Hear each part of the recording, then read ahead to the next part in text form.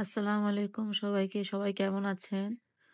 আজ দেশি মুরগি রান্না করব আলু দিয়ে, গাছ আলু দিয়ে।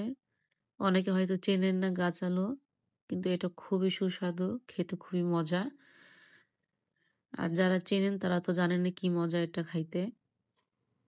তো গাছ আলু দিয়ে আজকে রান্না করব দেশি মুরগি।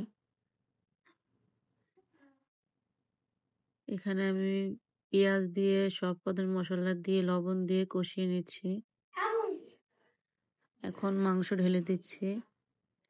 এখন আরো কষাবো। এটা আমি অনেকক্ষণ পর্যন্ত কষাবো। আসলে মাংস যত কষানো যায় ততই ভালো লাগে।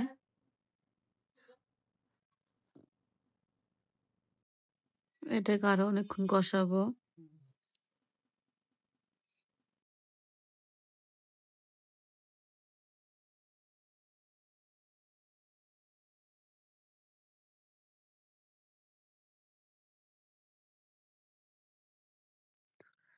মাংস অনেকক্ষণ কষিয়েছি।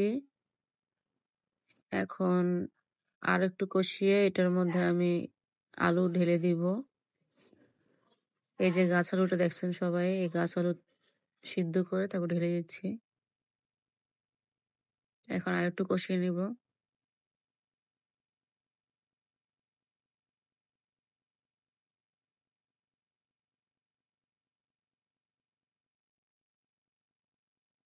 কালারটা মাশাআল্লাহ খুবই সুন্দর আসছে রান্নার।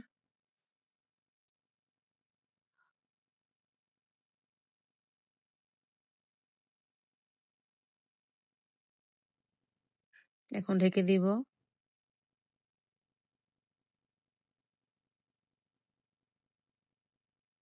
এই যে নাগামরিচ, এটার মধ্যে আমি একটু নাগামরিচ দিয়েছি, খুবই সুন্দর সেন্ট আসে, খেতে ভালো লাগে।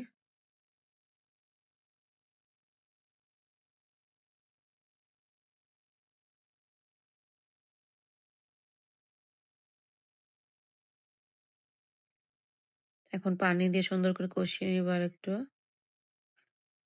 আমার রান্না প্রায় শেষ।